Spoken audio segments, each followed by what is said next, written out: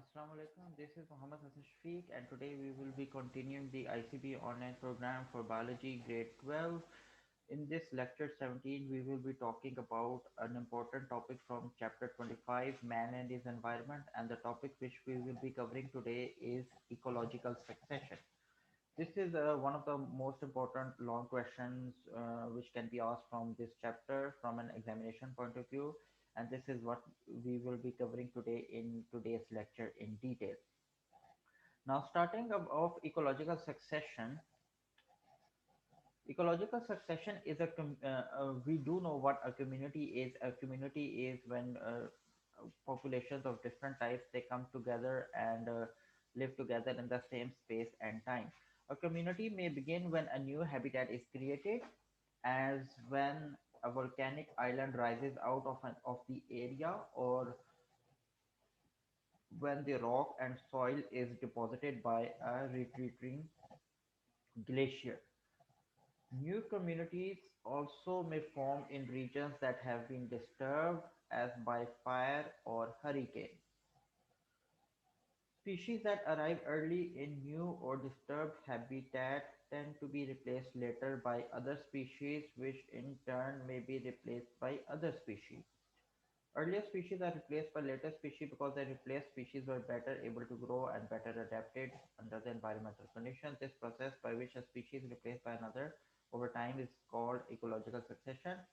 Individual successions are known as series, and the development phases are called serial stages. तो इसमें जो है ना बेसिकली जो बात हुई है वो ये है कि जब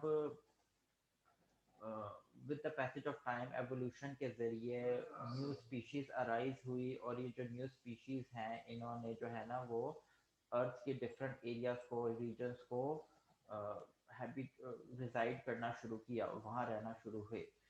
आमतौर पर ज़मीन की जो सरफेस है वो एक जैसी नहीं है। बहुत सारी ज़मीन की जो सरफेस है उनमें क्लाइमेट और एनवायरमेंटल कंडीशंस एक दूसरे से डिफरेंट होती हैं, और बाद दफ़ा जो है ना एक अचानक कोई ऐसा इवेंट नेचर में हो जाता है जो कि एक हैबिटेट को कम्प्लीटली चेंज करके रख देता है। फॉर एग्जांपल, अगर किसी एक जगह आतिश फिशां या वोल्केनिक एरप्शन होगी, और या कोई ऐसी जगह जहाँ पे रॉक और सॉइल जो है ना वो डिपॉजिट हो जाएगा किसी रिट्रीटिंग ग्लेशियर के ऊपर, तो न्यू कम्युनिटीज ऑब्वियसली वक्त के साथ साथ उस एरिया में डेवलप होना शुरू हो जाएंगी। ऐसी स्पीशीज जो कि अराइव होती है एक नए हैबिटेट पे, वो एक they tend to be replace later by other species. ठीक है, ऐसा नहीं आप जानते हैं एवोल्यूशन में एज अ बायोलॉजिस्ट हम देखते हैं कि एक ही जगह पर कभी ऐसा नहीं हुआ कि एक ही जो स्पीशी है वो मुसलसल उस जगह पर मौजूद रही हो। हर वक्त हर दौर में ऐसा हुआ है कि एक स्पीशी ने दूसरे को रिप्लेस किया है, और उसके रिप्लेस होने की वजह ये है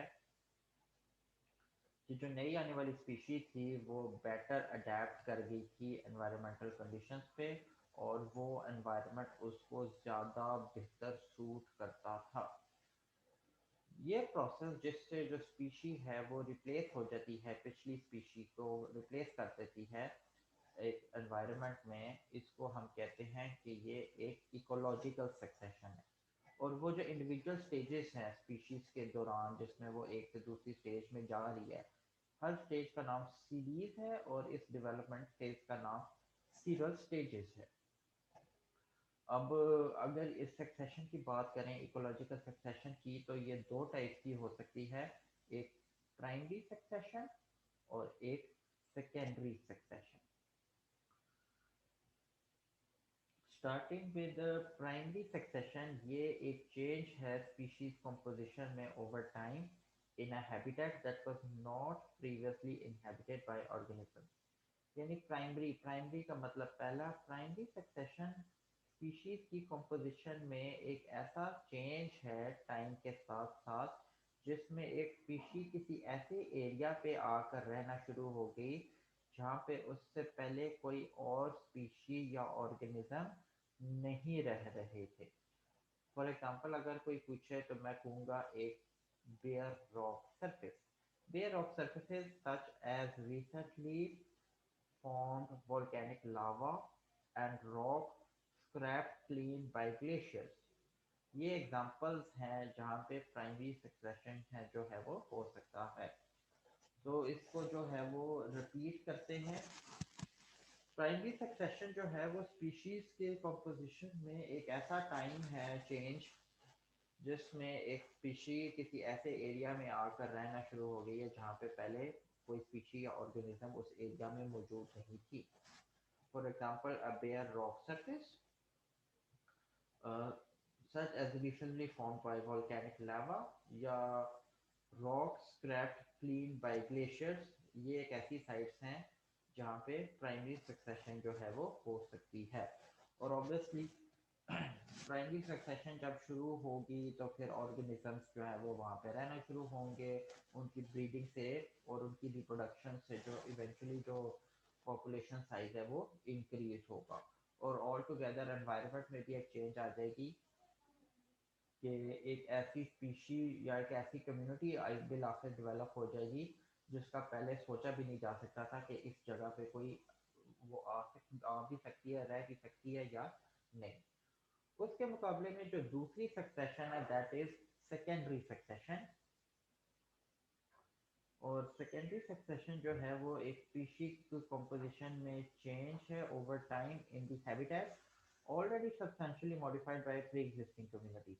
यानी इसमें ये होता है कि एक जो स्पीशी कंपोजिशन है वो ऑल टुगेदर बिल्कुल सिरे से रिपीट या वजूद में नहीं आई, बल्कि स्पीशी की कंपोजिशन में चेंज टाइम के साथ इस तरह से हुई है कि उस हैबिटेट को जिसमें उस स्पीशी ने रिप्लेस किया है वो एक already substantially pre existing community जो है वहाँ पर मौजूद थी। Soil is already present at the sites. ठीक है। तो बेसिकली सेकेंडरी सक्सेशन जो है वो ओवर टाइम ऐसी जगह पे होती है जो कि ऑलरेडी मॉडिफाइड हुई भी है by a pre existing community. यानी उस एरिया को किसी प्री एग्जिस्टिंग कम्युनिटी ने मॉडिफाई इस तरह से किया हुआ है कि वो जो नई आने वाली स्पीशी है उसके लिए कंडीशंस जो हैं वो बहुत ज़्यादा फेवरेबल हो गए हैं। तो जाहिर है उसकी जो उसके जो चांसेस हैं सरवाइव करने के, ग्रो करने के, डाइवर्सिफाई होने के, वो भी ज़्यादा होंगे। सॉइल जो है ना इस सिलसिले में एक बहुत इम्पोर्टेंट स्टेज है क्योंकि सॉइल जो है वो बहुत सारे प्लांट्स को वन वे और दी अदर फैसिलिटेट करती है फॉर इट्स ग्रोथ। फिगर 25.6 को अगर हम देखें सेकेंडरी सक्सेशन में तो ये टाइम पीरियड तकरीबन उन्होंने 40 साल का दिया हुआ है। तो आप देख सकते हैं कि 3 साल और 5 साल के में उस वो स्टेज कैसी थी और 40 प्लस 40 से ज्यादा सालों में वो स्टेज ऑल टुगेदर कितनी चेंज हो गई है। तो डेफिनेटली एक प्री एग्जिस्टिंग कम्युनिटी ने एक ऐसी स्टेज डेवलप कर दी थी जो कि नए आने वाले स्टेजेस के लिए बहुत ज़्यादा फेवरेबल थी। और इस सिलसिले में इस वजह से जो ग्रोथ है वो बहुत ही ज़्यादा तेज़ी से हमें नुमायां तौर पर नज़र भी आती है सेकेंडरी सक्सेशन में। तो एक डिफरेंस जो कि प्राइमरी और सेकेंडरी सक्सेशन में हो सकता है वो ये है कि प्राइमरी सक्सेशन टाइम लेती है, it takes time to develop, लेकिन जो सेकेंडरी सक्सेशन है वो ऑल टुगेदर बहुत ज़्यादा तो खैर नहीं, लेकिन प्राइमरी के मुकाबले में काफ़ी रैपिड होगी क्योंकि उसमें ऑलरेडी जो प्लेटफॉर्म है, जो स्टेज है वो सेट होती है for that species to grow. Primary succession में बहुत ज़्यादा इसके मुकाबले में कंपैरेटिवली चैलेंजेस होते हैं for a new species to arrive. The common sites or the common examples where secondary succession can occur are number one, abandoned farm fields which undergo secondary succession as they revert back to the forest. और number B, part B कह सकते हैं, succession in forest area where vegetation has been devastated by fire, flood और cyclones. तो ऐसी जगह जहाँ पे सेकेंडरी सक्सेशन हमें नुमाया नजर आ सकती है वो कौन सी हो सकती है? एक उजाड़ फार्म, एक अबैंडन फार्म फील्ड जहाँ पे which can undergo secondary succession as they can revert back to forest. तो ऑल टुगेदर स्पीशीज किसी ऐसी स्पीशी के लिए वो कंडीशन क्लाइमेट के साथ साथ वक्त के साथ साथ इतनी फेवरेबल हो सकती है कि एक उजाड़ जो बैरन लैंड है वो एक बहुत घने फॉरेस्ट में कन्वर्ट हो जाए. Succession in forest area where vegetation has been devastated by fire, flood, cyclone. इसी तरह से उलट भी हो सकता है कि जो फॉरेस्ट है उसके अंदर एनवायरमेंटल कंडीशंस इतनी ज़्यादा चेंज हो जाएं, कोई आग लग जाए, सैलाब आ जाए, साइक्लोन्स की सूरत में कोई बहुत बड़ी एनवायरमेंटल कैटास्ट्रोफी हो जाए जिससे वो पूरे का पूरा जो फॉरेस्ट है वो एक उजाड़ बैरन लैंड में कन्वर्ट हो सकता है. तो ecological succession does take place in stages, but it can result in an area altogether, a habitat completely changed from its initial. Ecological succession जो है ये पॉन्ड्स में स्टार्ट होता है, लेक्स में, मार्शेस में और एल्सवेयर इन वाटर. ऐसे जो सक्सेशन है उनको हाइड्रार्ट कहते हैं. And different stages are called hydrospheres. Succession initiated on bare rocks, sand dunes, rocky slopes, जहाँ पे पानी की कमी है उनको ज़ीराट कहते हैं. और इन डिफरेंट स्टेजेस को जो डेवलपमेंट में इवेंचुअली होती हैं ऐसे ड्राई एरिया में उनको जीरोस्फीयर कहते हैं. तो हाइड्रोस्फीयर और जीरोस्फीयर में जो फ़र्क है वो भी डिफरेंशिएशन पूछी जा सकती है. और इसके ऊपर वाले पैराग्राफ में ये जो है ना दो एग्जांपल्स पूछी जा सकती है सक्सेशन की, कि सक्सेशन जो है ये किन दो वजूहात से या किन दो स्टेजेस में आप बैरन और फॉरेस्ट ये एरियाज को कंपेयर करते हुए बताएं कि ये कैसे हो सकती हैं.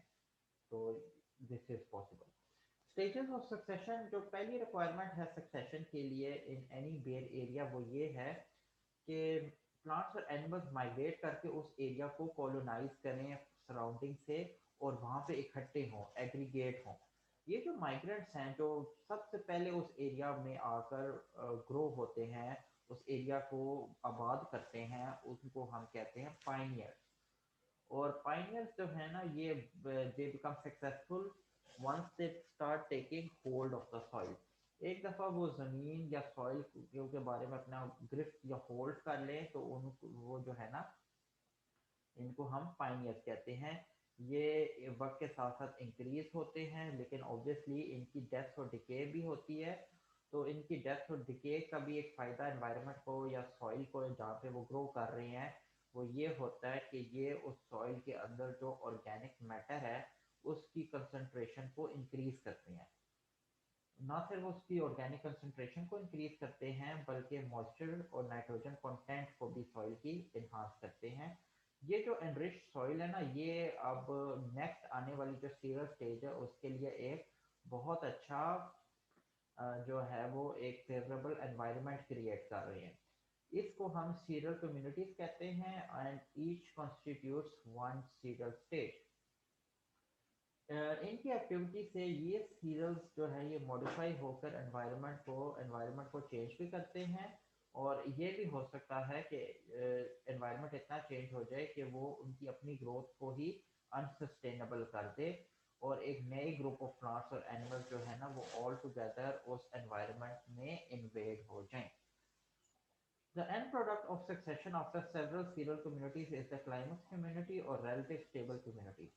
ठीक है. अब ये ऑब्वियसली एक पॉपुलेशन जो है ना एक हैबिटेट पे एक खास अमाउंट से ज़्यादा एक्सीड करेगी तो वो उसी के लिए डेट्रीमेंटल या नुकसानदेह हो जाएगी.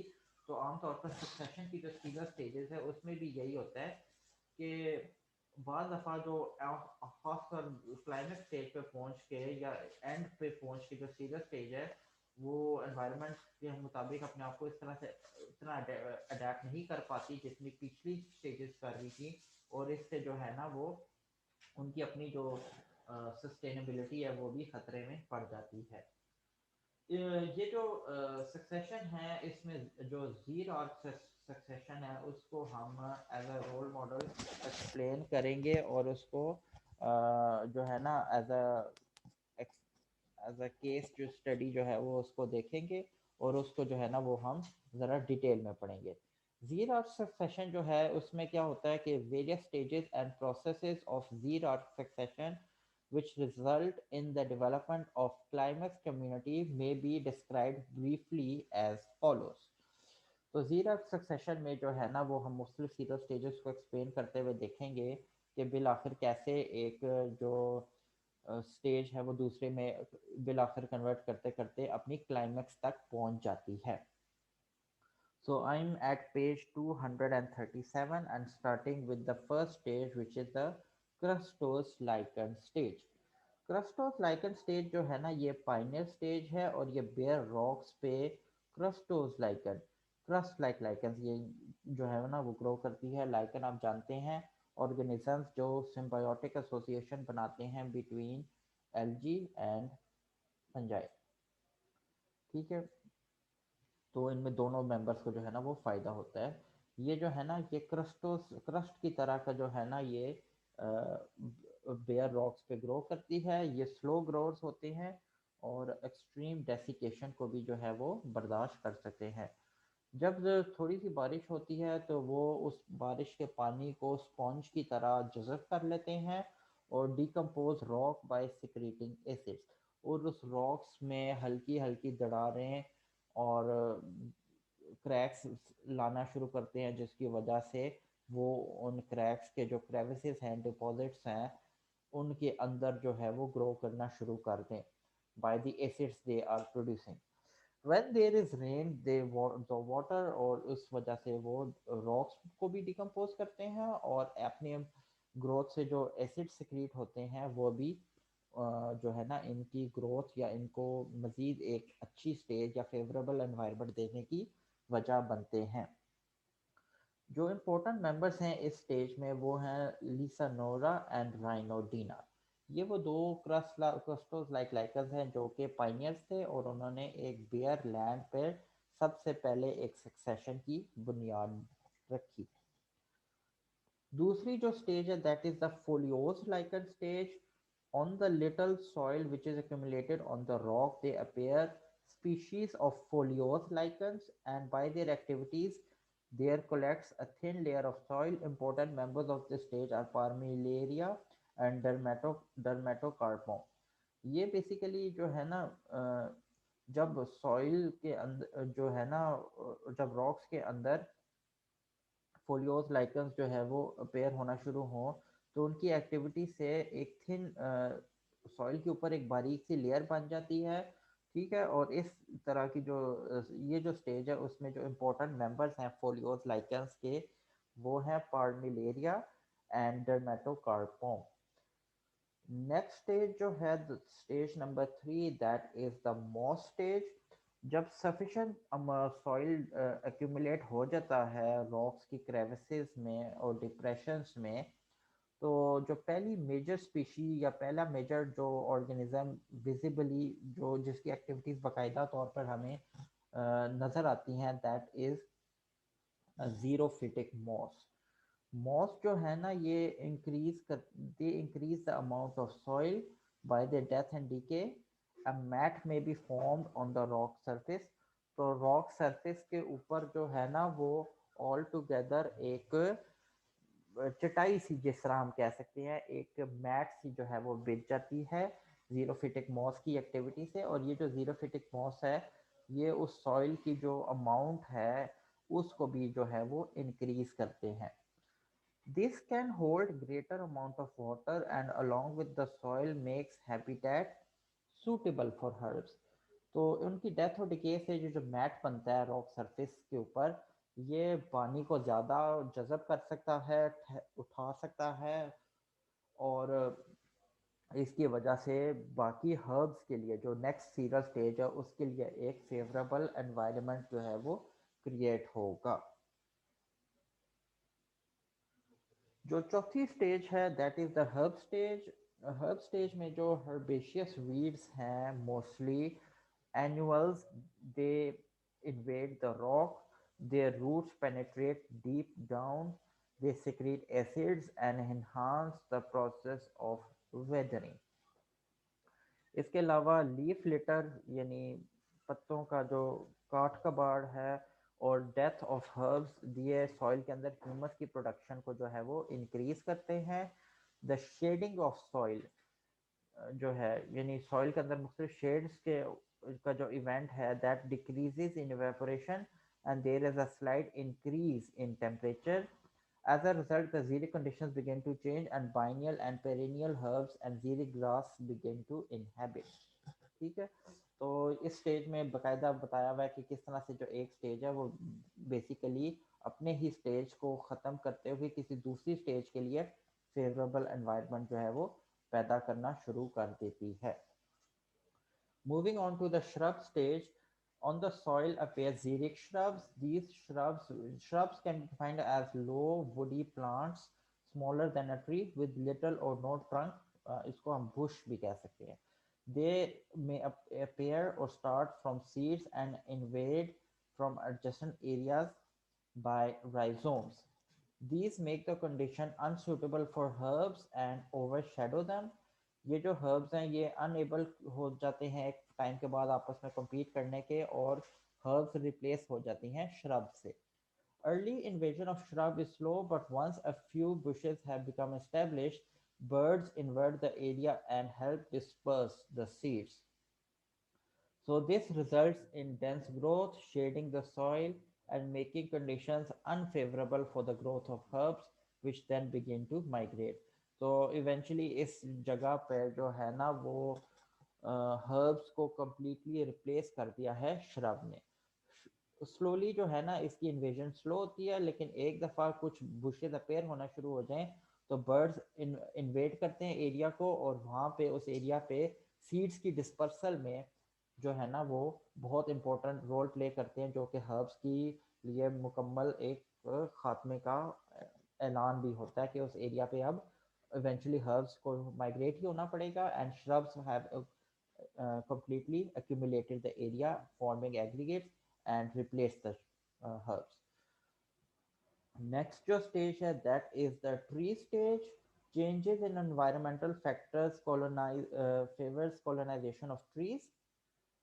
ठीक है, जो एनवायरनमेंट की चेंज बिल आखिर ट्रीज की ग्रोथ का सबब बनती है. The tree saplings begin to grow among the shrub and establish themselves. The trees form canopy and shade the area.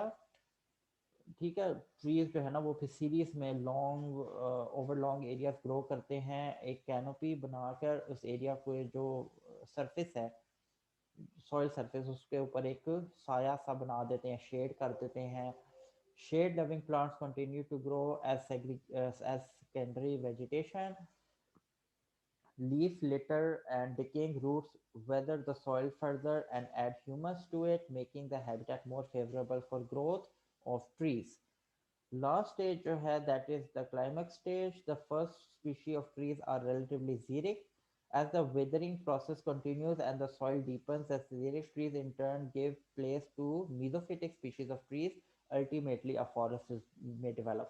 तो शुरू में जो ट्रीज की सीरीज बनती है उसमें जीरिक ट्रीज ज़्यादा होती हैं, लेकिन जो जो ट्रीज बड़े होकर अपने रूट्स को सॉइल के अंदर फर्दर पेनेट्रेट करते हैं तो उनके अंदर कंडीशंस वाटर अब्जॉर्प्शन की अच्छी होने की वजह से, deep into the surface of the soil की वजह से, they give rise to mesophytic trees, और मेसोफिटिक ट्रीज जो है ना वो अल्टीमेटली एक फॉरेस्ट की बुनियाद रखते हैं. So going on back to page 237, आपको डायग्राम 25.6 में ये सारी स्टेजेस जो है वो नज़र भी आ रही होंगी. इनको भी ज़रूर देखिएगा कि हाउ एक bare rock eventually grows into a forest in its climax stage. This was all from this topic, and we'll join you again soon in the coming online series for the next lecture. Meanwhile, from this chapter, this was the most important topic from an examination point of view. Do remember this by heart, and a Z-arc succession can also be asked. Primary succession, secondary succession का difference, stages, हाइड्रोसेयर और zero share में difference in secondary succession, ये सारे examination point of view से पूछे जा सकते हैं. That was all for this lecture. Take care. अल्लाह हाफिज़.